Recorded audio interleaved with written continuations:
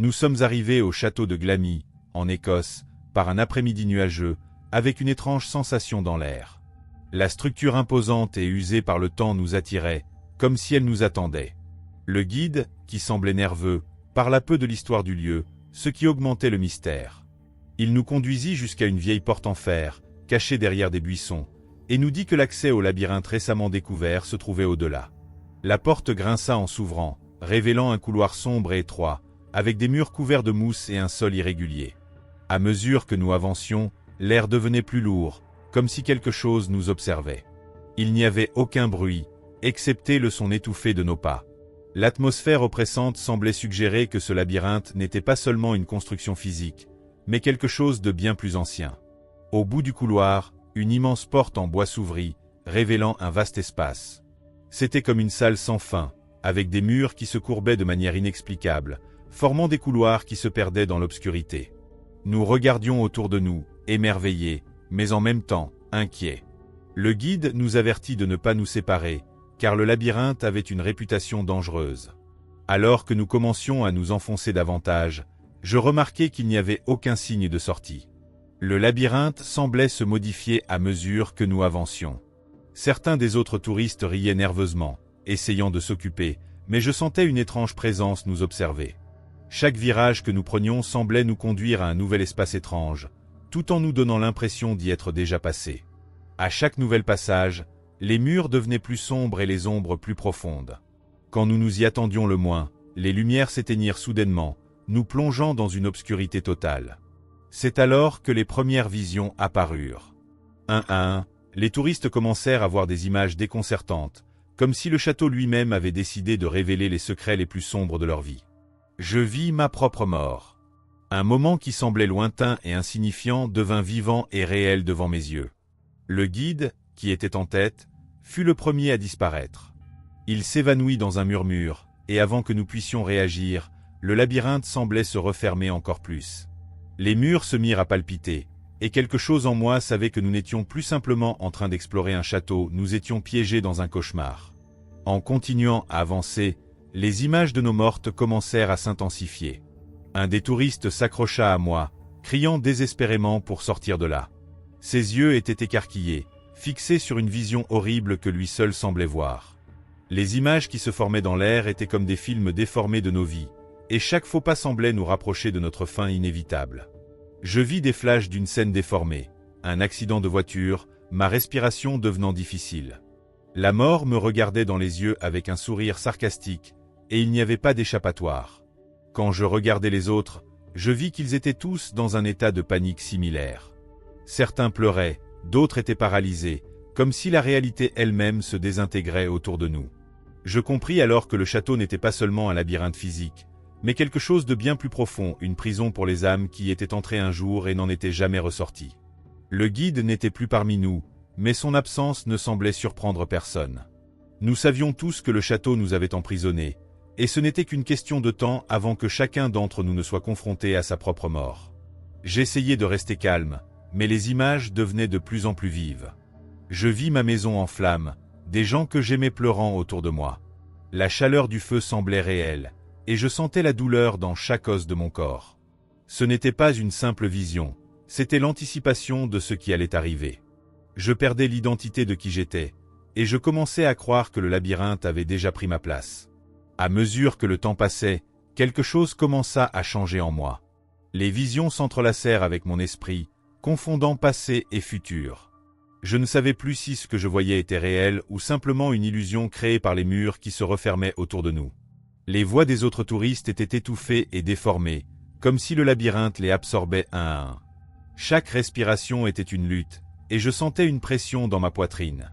Je ne me souvenais plus comment j'étais arrivé là, ni de qui j'étais vraiment. Mon identité s'effaçait lentement, et la seule chose qui restait était la présence du labyrinthe, qui semblait maintenant plus vivant que jamais. Les murs palpitaient, et une sensation de vide m'envahit, comme si je n'étais qu'une ombre en ce lieu. Chaque pas que nous faisions devenait plus ardu, comme si le labyrinthe lui-même essayait de nous retenir. Quand je regardais les autres, je remarquai que 2 des touristes avaient disparu. Il n'y avait aucun signe de lutte, ni de mouvement, mais leur absence était palpable. La peur se répandit parmi nous comme une maladie, et à chaque nouvelle vision, la raison de chacun commençait à se briser. J'essayais de me rappeler ce qui s'était passé avant d'entrer dans le château, mais les souvenirs s'estompaient. Ce qui était autrefois clair et réel était maintenant obscurci, comme un lointain souvenir. Je ne savais plus si les autres touristes étaient de vraies personnes ou simplement des fantômes de ma propre peur. Le labyrinthe devenait un reflet déformé de moi-même, et je ne savais pas comment m'échapper. À chaque virage, le décor changeait, mais les visions restaient les mêmes, des images de mort, de douleur et d'une identité qui se dissolvait. Je vis une image de moi dans une pièce vide, regardant dans un miroir, mais le visage qui s'y reflétait n'était pas le mien. C'était une version sombre de ce que je pourrais devenir, quelqu'un de perdu, d'oublié. Le labyrinthe effaçait les frontières entre qui j'étais et qui je pourrais être. Une des touristes, maintenant visiblement perturbée, se mit à crier et courut vers l'un des couloirs, disparaissant dans l'obscurité. Personne n'osa la suivre. Le bruit de ses pas s'évanouissant résonna comme une lamentation, et nous, qui restions, ne savions plus si le salut était encore possible. Le labyrinthe ne nous offrait plus de réponses, seulement des questions sur notre propre existence. Le temps semblait déformé. Nous ne savions pas combien de temps s'était écoulé, mais les voix des autres touristes devenaient plus faibles, plus lointaines. Je voulais parler, demander de l'aide, mais quelque chose en moi m'en empêchait. Mon identité se désagrégeait, et je sentais que mon nom, mon histoire, s'effaçait avec mes souvenirs. L'obscurité enveloppait chaque coin, et le labyrinthe semblait maintenant être le seul point de référence. Je ne savais plus si je rêvais ou si je vivais une réalité déformée, mais la sensation de perte grandissait. Tout ce qui restait était l'écho du labyrinthe, et je ne savais pas si l'un d'entre nous en sortirait un jour. Quoi que soit cet endroit, nous n'étions plus humains. Je marchais sans but, essayant de trouver un signe de sortie, mais le labyrinthe ne me conduisait qu'à plus d'obscurité. C'est alors que je vis un visage pour la première fois. Au début, il semblait être une illusion, une création de mon esprit, mais ce n'était pas le cas. Le visage m'était familier, et en regardant de plus près, je réalisais que c'était le mien, déformé et vieilli, reflété sur un mur de pierre. Le visage me sourit, un sourire vide et cruel. Il semblait m'observer, m'étudier. Chaque détail de mon expression était analysé et amplifié. J'essayais de crier, mais aucun son ne sortit. Le mur semblait palpiter d'une énergie froide, et la sensation d'être observé par quelque chose de surnaturel me paralysait. Ce reflet n'était pas le mien, et pourtant, il semblait l'être. Les voix qui étaient auparavant lointaines commencèrent à revenir, mais elles n'étaient plus humaines. C'étaient des murmures étouffés, comme si des milliers d'âmes étaient piégées là, criant à l'unisson, sans que personne ne les entende. Je ne pouvais plus distinguer qui était qui. Le labyrinthe nous engloutissait, effaçant nos personnalités et remplaçant nos identités par d'autres, plus sombres. Je ne savais plus qui était autour de moi. Chacun de nous se transformait en une autre personne, une version sombre et déformée. Le temps, qui semblait autrefois nous échapper, était maintenant figé. Les visions, les morts, les identités perdues, tout se mélangeait dans un tourbillon de sensations. Je commençais à croire que nous ne sortirions jamais de là. Dans un dernier effort, j'essayais de fuir, de courir dans n'importe quelle direction, mais le labyrinthe ne me laissait pas faire. Chaque pas était comme si le sol lui-même se dérobait sous mes pieds. Je sentais mon âme être entraînée dans une spirale d'obscurité, et les visions de mes morts, de toutes les morts, commençaient à fusionner. Le labyrinthe devenait une prison éternelle. Je ne savais plus qui j'étais ni ce que je voulais être. À chaque pas, à chaque respiration, quelque chose de plus en moi se perdait. Le château nous avait transformés en ombre, piégés pour toujours dans ses murs. Le labyrinthe était le gardien de nos âmes perdues, et le dernier vestige de mon identité disparaissait lentement. Je n'étais plus moi. Le silence envahit le labyrinthe, et je sentis une pression inhabituelle dans ma poitrine. Il n'y avait plus de cris ni de pas, seulement le son de ma propre respiration. Les murs commencèrent à se refermer encore plus, comme si le labyrinthe était devenu un être vivant, se nourrissant de nos âmes perdues. Je sentis mon corps flotter légèrement, comme si j'étais tiré vers un lieu lointain. L'air était épais et lourd. Chaque mouvement que je faisais était inconfortable, comme si j'étais observé par quelque chose au-delà de toute explication rationnelle. Le labyrinthe semblait s'étendre à l'infini, et la sensation de tourner en rond s'intensifiait à chaque pas. Je ne me sentais plus faire partie de ce monde, mais plutôt comme une présence vide, un écho perdu. Il n'y avait plus de visage autour de moi, ni de voix. Seul le vide.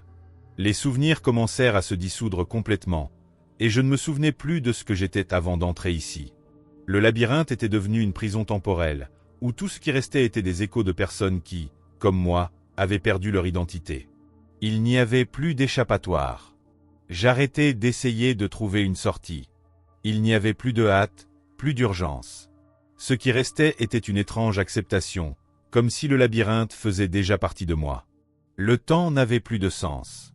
Je ne savais pas si des jours ou des années s'étaient écoulés, ou si le concept même de temps avait disparu. Je fermais simplement les yeux et acceptais mon destin quand, soudain, je me réveillais. J'étais devant le château, exactement au moment où j'étais arrivé. Le guide, qui semblait nerveux, parla peu de l'histoire du lieu. À ce moment, je réalisais que tout n'était qu'une illusion créée par le château. Tout le labyrinthe s'était déroulé dans mon esprit. J'étais libre. Je dis à mes amis de partir et de ne jamais revenir. Alors, vous avez aimé cette histoire? J'espère que vous avez apprécié chaque seconde. Aimez la vidéo et abonnez-vous à la chaîne pour ne manquer aucun contenu futur. Dites-moi dans les commentaires ce que vous en pensez. J'aimerais savoir ce que vous en pensez. À la prochaine. Je t'attendrai.